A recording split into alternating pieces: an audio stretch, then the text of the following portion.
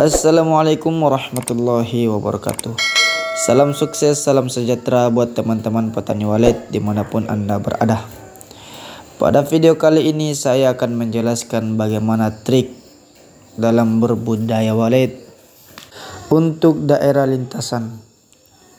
Perlu teman-teman ketahui, untuk membangun rumah walet atau RBW itu harus sesuai dengan tempatnya teman-teman. Ada tempatnya di perang suara, ada juga tempat di area pakan, ada juga tempat di lintasan. Pada video kali ini saya akan menjelaskan atau berbagi pengalaman untuk RBW di area lintasan. Area lintasan ini teman-teman, ini agak sulit. Kebanyakan petani walet itu galau di area lintasan, dikarenakan BW hanya lalu lalang di depan LMB, sehingga banyak petani galau melihat sore hari banyak yang lewat tetapi tidak ada respon sama sekali. Maka sifat daripada RBW lintasan kadang bikin senang hati melihat depan LMB, kadang bikin galau berat teman-teman. Nah, bagaimana triknya untuk RBW lintasan? Jadi trik yang pertama saya gunakan untuk RBW lintasan, saya memakai dua suara. Pertama, saya memakai suara 70% suara indukan, 30% suara birahi. Kemudian suara yang kedua, saya memakai suara piyik di depan atau di LMB. Untuk heksagonal saya gunakan itu pada umur 6 bulan atau umur 7 bulan. Kenapa saya baru gunakan di umur 6 bulan atau 7 bulan? Agar BW itu fokus mendengarkan suara yang ada di LMB. Karena di RBW lintasan teman-teman, BW lalu lalang kadang memberi makan anaknya yang berada di sarang. Kadang pula anakan yang baru terbang itu ikut dengan induknya, sehingga mendengarkan SP yang berada di RBW kita.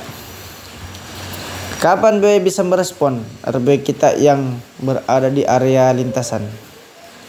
Pertama, ketika banyaknya sumber makanan atau walet itu sudah kenyang, maka dia pasti akan respon teman-teman. Ketika indukan merespon, otomatis anakan juga ikut merespon. Maka kalau ketika anakan sudah masuk di ruang inap, sudah merasa nyaman, dia bermalam, kadang 1 malam, kadang 2 malam, kadang ke malam ketiga itu pergi lagi, kembali ke gedungnya ikut dengan indukannya. Tapi terkadang malam keempat atau hari keempat, BW itu akan kembali lagi di gedung kita karena sudah merasa nyaman dan pernah tinggal di situ.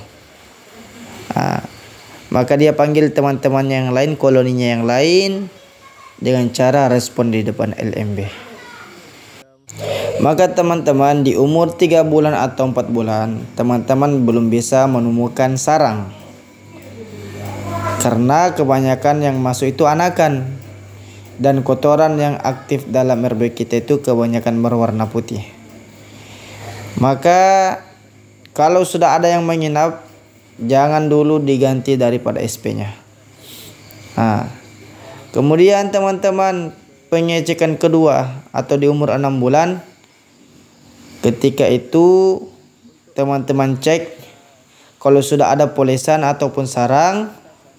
Maka trik yang kedua saya gunakan itu mengganti SP piyik dengan suara full birahi, atau 80% suara birahi, 20% suara piyik. Untuk apa teman-teman seperti itu? Untuk memancing bebek-bebek birahi agar bermain di RBW kita. Kalau bebek birahi bermain teman-teman, terkadang anakan itu ikut bermain di RBW kita. Dia lebih fokus, bebek anakan lebih fokus di depan LMB, dan bebek birahi lebih fokus untuk kejar-kejaran. Dia tidak fokus di depan LMB, tetapi lebih fokus mencari daripada pasangannya. Nah, kalau bebek birahi teman-teman masuk ke dalam LMB, kemudian masuk ke void, tembus kelar, maka dia itu agak lama di dalam ruangan inap. Dia lama di ruang inap karena ingin memastikan apakah RBW kita layak ditempati untuk bersarang atau tidak. Maka itulah teman-teman cara atau trik pengalaman saya untuk menaklukkan daripada RBW lintasan. Pertama, saya gunakan 2 suara. 1 suara indukan yang 70 suara indukan, 30% suara birahi. Kemudian suara yang kedua teman-teman, saya memakai suara birahi. Suara pik itu saya ganti di umur 6 bulan itu. Kemudian disitulah saya meletakkan heksagonal. Maka yang terdengar suara yang berada di heksagonal itu adalah suara birahi teman-teman. Begitulah cara saya untuk menaklukkan daripada RBW lintasan. Maka semoga adanya video kali ini bisa membuat teman-teman yang berada RBW-nya di lintasan agar tidak galau lagi.